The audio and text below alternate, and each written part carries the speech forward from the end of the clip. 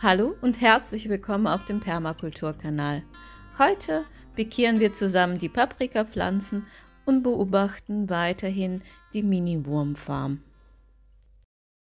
Bei Minustemperaturen war der Boden gefroren und ich wollte das Ganze schon aufgeben, aber direkt daneben, neben harten Klumpen, habe ich unter der Laubschicht eine ganz interessante Entdeckung gemacht. Der Boden war sehr weich.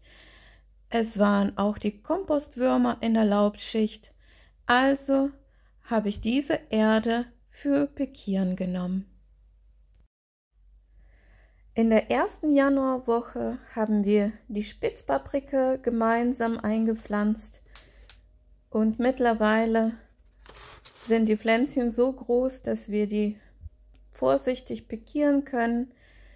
Dafür lockere ich die Erde, vorsichtig nehme ich die Pflanzen dann raus und setze die mittig rein und versenke auch mal so etwas tiefer. Die Pflanzen bilden seitlich auch Wurzeln und wachsen dann umso schneller und stärker. Ich habe immer das Gefühl, dass im zweiten Monat ganz viel passiert. Die entwickeln sich dann viel schneller, wenn man die versenkt.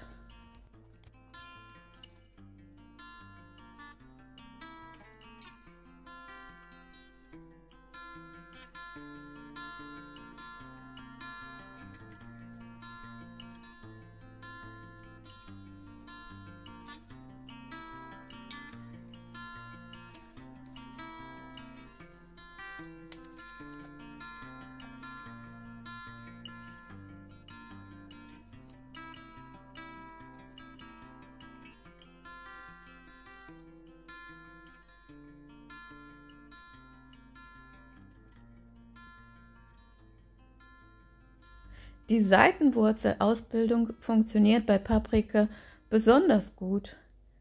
Das gibt den Jungpflanzen die Stärke und die Kraft und die entwickeln sich wirklich sehr prächtig.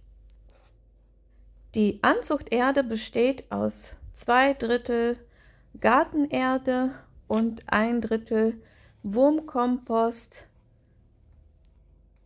Dieses Jahr möchte ich die Familie mit Paprika und Chili selbst versorgen. Dafür brauche ich ca. 30 Paprikapflanzen und 10 Chilipflanzen. Damit die Aussaat 100%ig klappt, passiert die einmal im Januar, Februar und im März. Die Entwicklung der Mini-Wurmfarm und die Phasen der Entwicklung möchten wir auch zusammen beobachten. Und zwar nach einem Monat ist die Wurmfarm in die nächste Phase reingegangen. Es sammelt sich Wurmtee unten in dem Behälter. Die angefeuchtete Pappkartonstücke sind oben drauf und heute kommt noch eine Blattschicht obendrauf.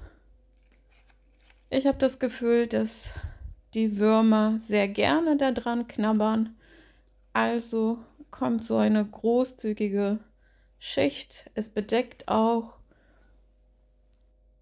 immer wieder jetzt obendrauf. Eine Pflanze verdeckt die ganze Konstruktion jetzt und da wir zusammen pikiert haben, die Pflanzen, ist es nur eine Paprikapflanze jetzt. Die unterste Schicht sieht mittlerweile sehr komprimiert aus und man sieht es nicht auf dem Bild, aber es sind sehr viele Gänge von den Würmern da und so sieht die kleine Paprikapflanze aus. Für die Kompostierung nehmen wir heute zusammen Apfelreste. Es war noch ein halber verschrumpelter Apfel im Kühlschrank. Der ganze Apfel ist nicht kaputt, aber so ein paar Stellen sind nicht mehr schön. Wir schneiden den klein und da, wo Futter benötigt wird, werden wir ein paar Scheibchen reinlegen. Nicht viel, es ist immer eine ganz, ganz kleine Menge, ein Esslöffel höchstens. Und das ist die nächste Wurmfarm, da bildet sich noch Keimwurmtee. Dies passiert aber höchstwahrscheinlich in den nächsten Tagen. Da mache ich mir erstmal gar keine Sorgen. Es liegt möglicherweise an der Menge von den Würmern, die drin sind. Und vielleicht war nicht so viel Futter reingelegt worden. Es sind einige Faktoren, die dann darauf Einfluss haben. Obendrauf liegen auch Stückchen Pappe. Es ist fast alles weg. Ein Scheibchen Avocado habe ich auch reingelegt. Das wurde noch nicht verzehrt. Und jetzt ein wenig Apfel kommt obendrauf. Und natürlich die Blätter, die nassen Blätter. Spannend finde ich die 2 Wurmfarmen, die jetzt erst seit einer Woche angelegt wurden. Da ist auch ziemlich wenig passiert. Ein bisschen komprimierter sieht die Erde aus. Die Würmer haben sich bewegt. Obendrauf sind auch Blätter und ein paar Stückchen Pappkarton angefeuchtet.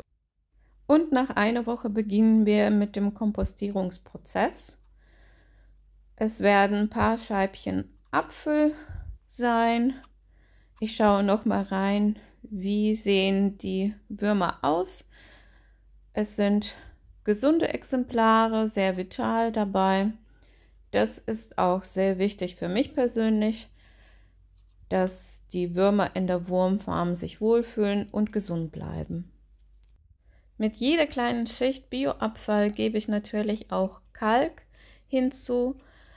Und ich werde nicht müde, das immer wieder zu wiederholen, wie wichtig Kalk für die Entwicklung dieser Spezie ist. Das neutralisiert den pH-Wert der ganzen Wurmfarm. Und es ist wirklich eine kleine Menge, die ein Wunder bewirkt. Also immer wieder Kalk dazugeben, ist sehr wichtig. Das sind in meinem Fall die zerstampften Eierschalen. Die Pflanzen sind noch nicht gekeimt. Ich glaube, das ist noch nur eine Tomate im Bild gerade.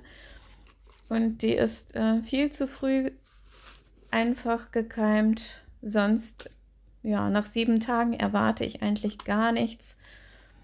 Das schauen wir uns nächste Woche an. Chili- und Tomatenaussaat war vor einer Woche, also wird es erst in 2 Wochen, so ein paar Setzlinge werden sichtbar sein. Ja, mit der zweiten Wurmfarm passiert genau das gleiche wie mit der ersten Wurmfarm. Der Kalk kommt dazu und ein paar Apfelscheibchen. Und zuletzt habe ich ein paar Bilder aus dem Inneren der Wurmfarm eingefangen.